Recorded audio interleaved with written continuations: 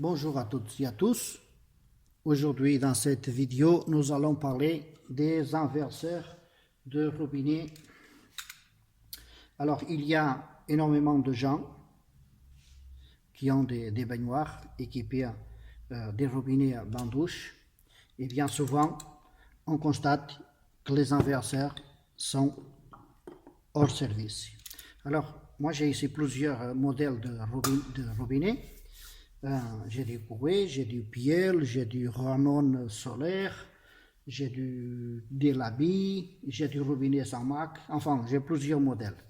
Donc j'ai plusieurs modèles d'inverseurs et je vais vous faire une petite démonstration, non pas comment on répare, parce qu'en règle générale on ne répare pas un inverseur, mais comment on le démonte.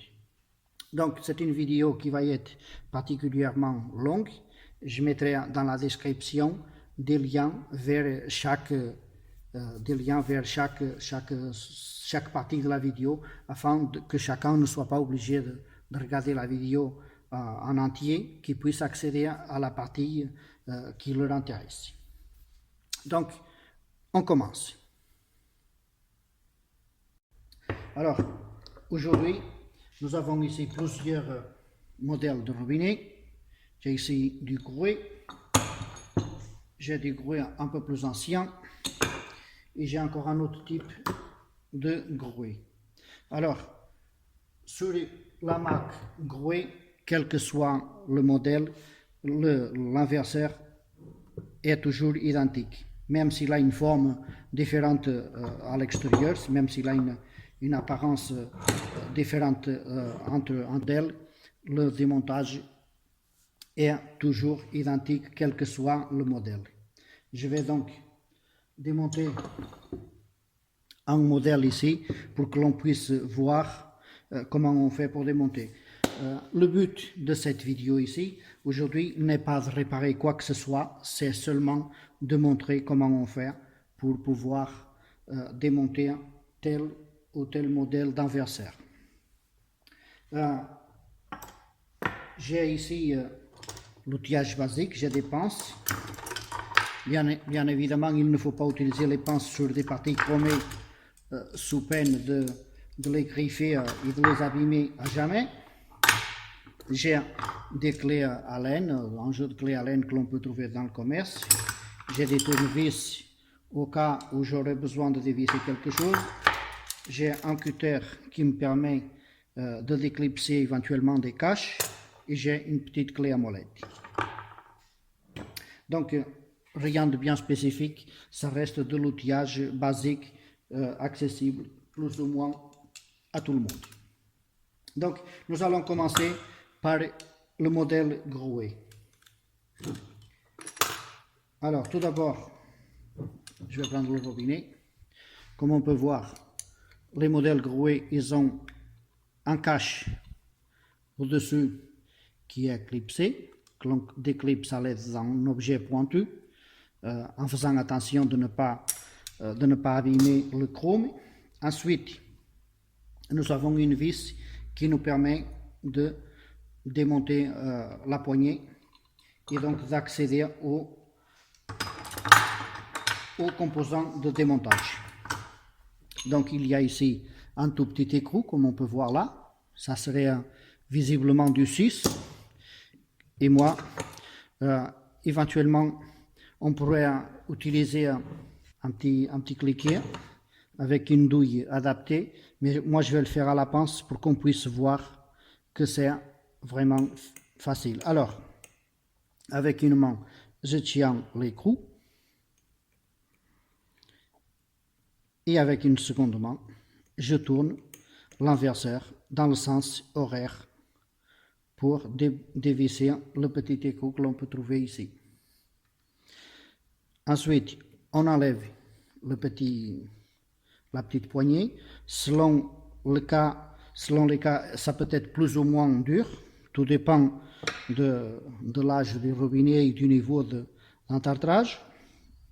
Ensuite, on accède à cette petite rondelle qui est ce qui permet de stabiliser la poignée en plastique de manière à ce qu'elle ne s'abîme pas avec avec l'utilisation.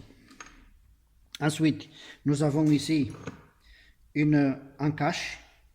Dans ce cas précis, c'est un cache. Dans d'autres cas, il peut être vissé. Il suffit dans ce cas de le dévisser. Tout dépend des modèles. Mais en règle générale, c'est juste un cache. Et dans d'autres cas, où l'inverseur il est métallique, il n'y a pas ce cache-là. C'est l'inverseur qui est directement de couleur chromée. Donc ici, comme c'est un robinet de récupération et qui ne va plus jamais servir, je vais le faire à la pince. Sinon, il aurait fallu, à l'aide d'une clé à molette, démonter avec la clé à molette.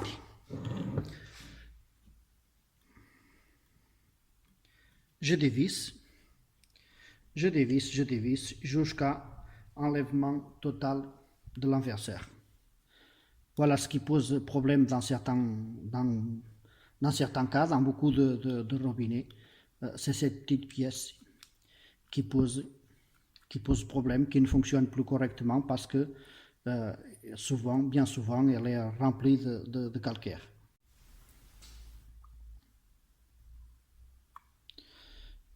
Avant de remplacer cette pièce, parce que sur tous les robinets de grande marque, on peut acheter les pièces séparément. Avant de la remplacer, éventuellement, il faut veiller à ce que l'intérieur soit propre, qu'il ne soit pas bourré de calcaire. Au pire des cas, on peut éventuellement mettre le robinet dans du vinaigre, ou si on ne veut pas le démonter, va le positionner tel quel et remplir toute cette partie de vinaigre sans démonter la partie basse, car il y a un clapet anti-retour à ce niveau-là qui exige un peu de pression pour que ça s'ouvre. Donc si on remplit de vinaigre, il peut rester plein toute une nuit. Donc on remplit de vinaigre, on laisse toute une nuit ou quelques heures seulement, au choix, et selon l'entartrage de la base, et puis on remet un nouveau inverseur qui se monte comme je suis en train de faire. Voilà. Ensuite, on pose ici la petite bague de stabilisation. On remet la poignée bien en place en prenant soin, comme on peut voir, elle a un sens de montage, en prenant soin de bien l'emboîter dans la vis. Et ensuite, on vient visser le petit écrou. Alors l'écrou, on le pointe à la main, mais il faut absolument faire le vissage en maintenant la vis, parce que comme c'est un écrou stop, comme on peut voir là, avec la partie bleue au milieu, c'est un écrou anti-dévissage. Il faut vraiment le tenir. Je vais essayer de positionner ça autrement. Voilà. Et on visse toujours en tournant l'inverseur dans le sens anti-horaire. Et enfin, on pose le petit cache. Voilà pour ce qui est du grouet. Faut savoir que les inverseurs, quel que soit, enfin la majorité des inverseurs, ils reviennent quand on tire dessus, ils reviennent en position. Il faut absolument avoir la pression de l'eau pour les maintenir en place.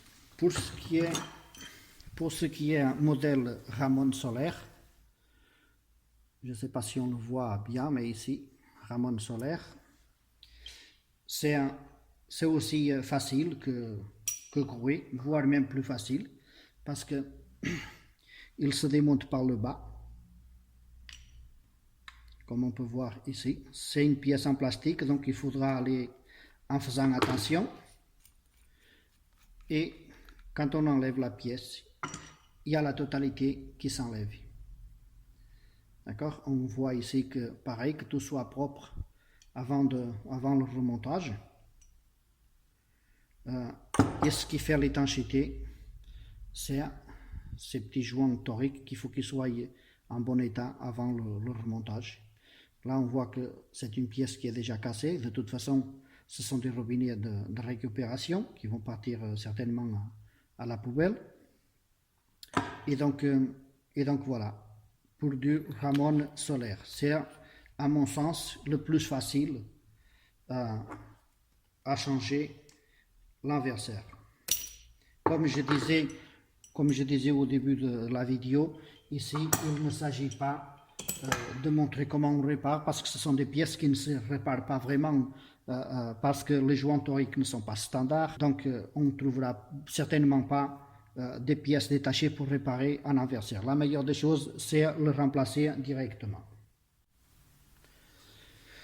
Ensuite, j'ai ce modèle-là, ce modèle de robinet qui n'a pas de bec. Donc, il a un bec qui s'adapte dessus, comme il peut avoir un bec verseur, type ce robinet-là, par exemple, type celui-ci. On peut éventuellement enlever ce bec-là et le mettre dessus pour que ça nous fasse un robinet de lavabo, enfin d'évier plutôt. Voilà. Ou alors monter ce bec-là ici.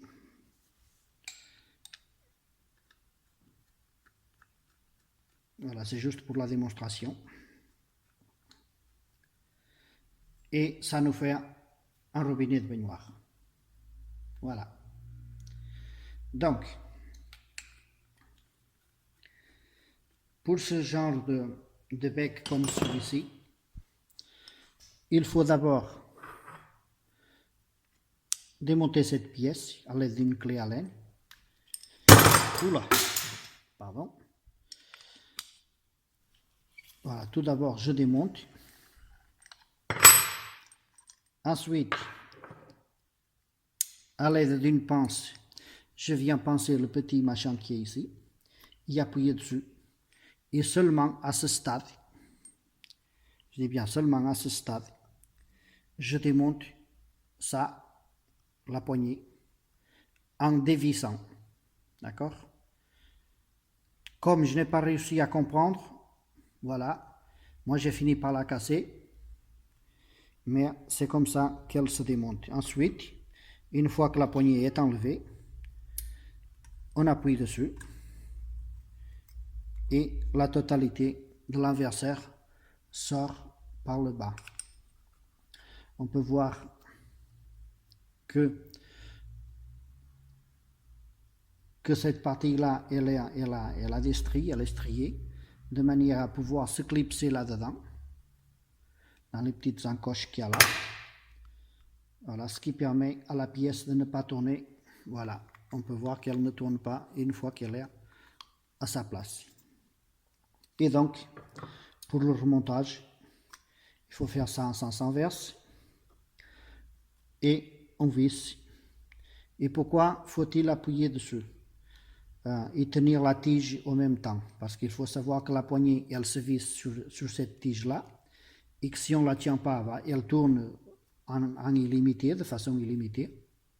D'accord? Et le fait d'appuyer permet d'avoir la poignée ici, au-dessus du petit axe qui est là. D'accord? Parce que cette poignée, elle est conçue de manière, une fois qu'elle est vissée, on relâche, et puis elle ne tourne plus. Bon, là, elle tourne parce qu'elle est cassée, mais elle a des stries, des petites encoches qui sont dedans, des petits guides qui le font, qui l'empêchent de tourner en fait. Donc vraiment, pour la faire tourner, il faut tirer dessus et la dévisser. Voilà, c'est le plus compliqué, enfin le plus technique que j'ai trouvé de tous les inverseurs. Il fallait vraiment trouver la technique de démontage. Donc c'est pour ça que j'ai tenu à montrer comment on fait, et je peux vous dire qu'en particulier, n'aurais jamais trouvé cette technique de démontage sans avoir la notice. Donc voici pour ce modèle. Je pense que ça doit être du Delaby ou quelque chose comme ça du genre. Voilà. Ensuite, je passe à un modèle qui est relativement ancien, mais que l'on trouve encore de nos jours dans beaucoup de logements. Comme on peut voir ici, c'est un robinet qui est basique, hein, c'est un morceau de tuyau carré dans lequel il y a plusieurs pièces assemblées. Donc tout se démonte en réalité. Hein. On peut dévisser là, on peut tout dévisser. Hein. Et donc c'est un désinverseur aussi qui est basique, mais certainement un des plus efficaces. Hein. Donc il garde la position dans laquelle on le positionne, que ce soit vers le haut ou vers le bas. Donc pour le démonter, et je vais vous montrer comment que c'est fait dedans, bien entendu, on dévisse une de ces parties-là, ici notamment la partie basse, pour pouvoir accéder dedans. Et là, nous avons notre mécanisme qui est basique de chez basique, mais qui est vachement bien fait. Hein. Ensuite, sur certains modèles, il est possible que cette bague soit vissée ici. Ici, nous avons une petite sphère dedans. Si jamais il est trop dur, il suffit de venir éventuellement dévisser légèrement ici la bague de compression, qui est celle-ci.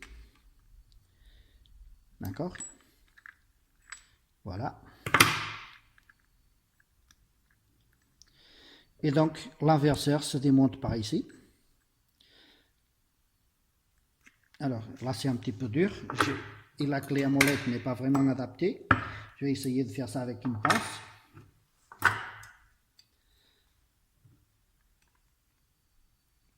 Comme je disais au début, les pinces, c'est seulement sur les parties non chromées, hein, parce que ça griffe le chrome à jamais. Hein. Ici, nous avons alors notre tige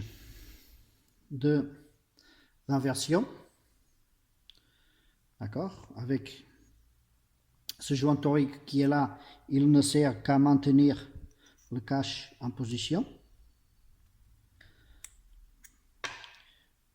Et donc, ici, maintenant, on devrait avoir accès à l'inverseur, qui est ni plus ni moins qu'un petit bout de métal, qu'on peut voir ici, avec un trou au milieu.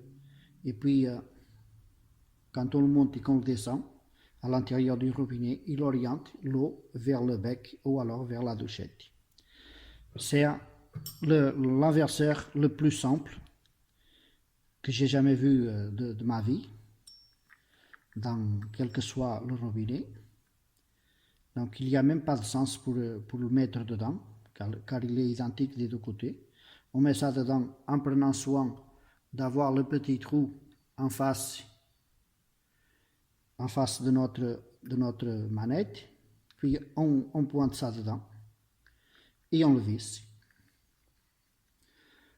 C'est donc l'inverseur le plus simple que j'ai trouvé. Donc on peut voir ici là qu'il dépasse, regardez. Oh pardon. Voilà. Voilà comment que c'est fait. C'est tout simple. Et ce qui est le plus bizarre, c'est qu'on en trouve encore énormément ce type de robinetterie, que ça soit ce modèle-là ou alors le précédent. On en trouve encore beaucoup de modèles, des modèles anciens comme celui-ci.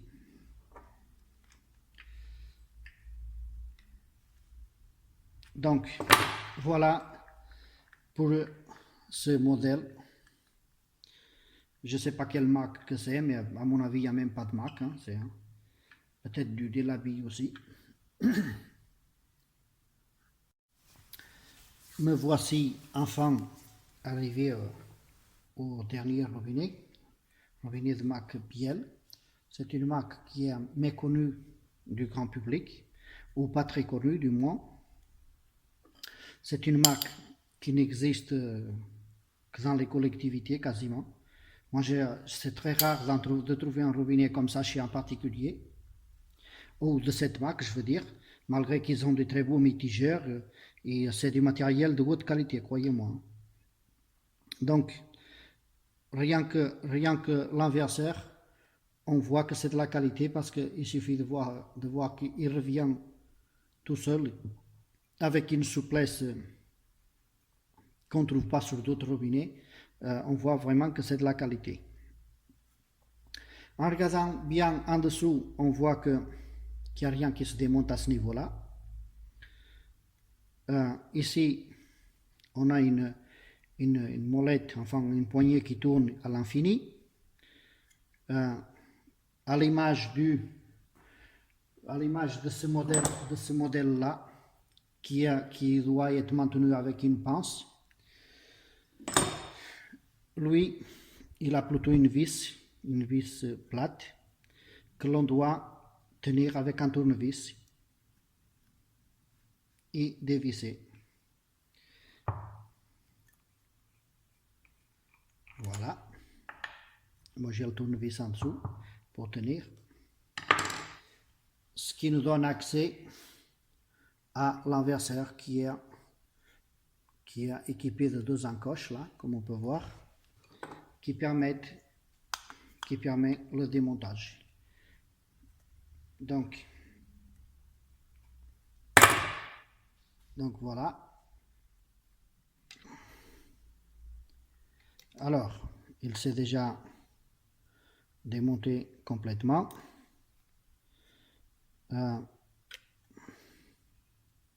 Alors, j'ai constaté qu'il était un peu dur à sortir, ce qui me laisse penser qu'il doit y avoir un joint dedans.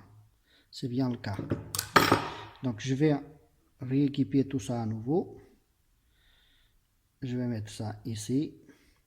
Ça, je vais le clipser là. Voilà. Et là, on voit qu'il y a une petite encoche ici qui doit recevoir un joint. Bon, vous me direz que le joint est dans un drôle d'état, mais dans un appareil neuf, le joint normalement il doit être en état irréprochable, quoi. Il doit être en parfait état pour aller faire l'étanchéité là-bas au fond. C'est vraiment bien fait, croyez-moi que c'est vraiment bien fait. Félicitations aux fabricants, à Piel.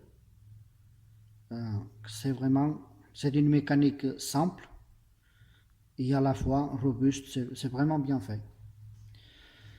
Et donc voilà. Alors avant tout remontage d'inverseur, ici je vais supprimer le joint parce que c'est des trucs qui ne vont pas être utilisés, donc je supprime le joint parce qu'à mon avis il ne va pas rentrer. S'il rentre, on le casse. Non, il ne rentre plus. Le joint est trop abîmé. Donc on enlève le joint, on jette.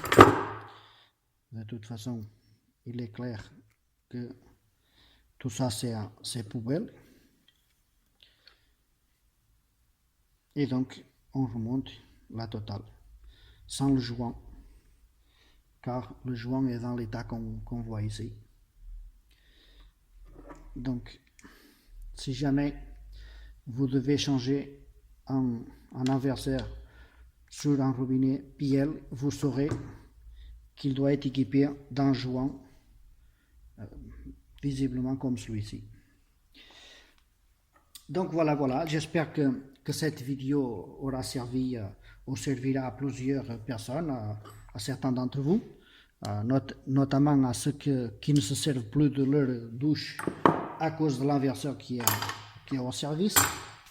J'espère que vous avez aimé. N'oubliez pas de liker et de vous abonner à la chaîne. Je publie souvent des petites astuces dans le domaine plomberie et chauffage. Je vous remercie et à bientôt.